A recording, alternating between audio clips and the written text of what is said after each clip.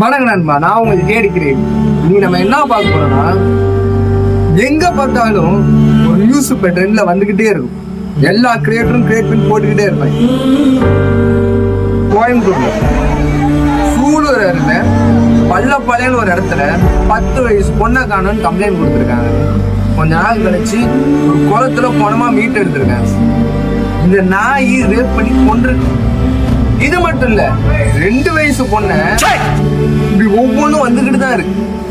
நம்மளும் ஒவ்வொன்றை பத்தி போடுறோம். அப்பப்ப எது ட்ரெண்ட்ல இருக்கு அப்பப்ப பேசுறது. நாங்க அப்புறம் ட்ரெண்டுக்கு ஏற்ற மாதிரி மாறிடுறது, பாக்குறவங்களும் ட்ரெண்டுக்கு ஏற்ற மாதிரி மாறிடுறது.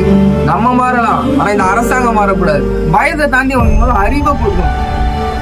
போன பார்த்து பார்த்து கெட்டு போறாங்க. எது ரியாலிட்டி எது ஃபேக் அவங்க தெரிய மாட்டேங்குது. போன்ல கண்ட கருமத்தை பாக்குறது, அதெல்லாம் உண்மை நம்புறது, அதை அப்படியே அங்கேயே எக்ஸிக்யூட் பண்றது. இதனாலதான் மேக்சிமம் இந்த இது நடக்குது. கண்டனையும் வழங்கணும், எல்லாத்துக்கும் அதுக்குரிய அறிவையும் வழங்கணும். இதை ஸ்கூல்ல இருந்தே கொண்டு வரணும். ஸ்கூல்ல அந்த டாபிக் வந்தாலே ஸ்கிப் பண்றது, அப்படி இல்லாம அதுக்குன்னு தனியா டாபிக் வச்சு அவங்களுக்கு அந்த அறிவை அங்கேயே கொடுத்துட்டாங்கன்னா அவனுக்கு வளர்ந்து வரப்ப அவங்களுக்கு தெரியும், ஒரு புரிதல் இருக்கும்.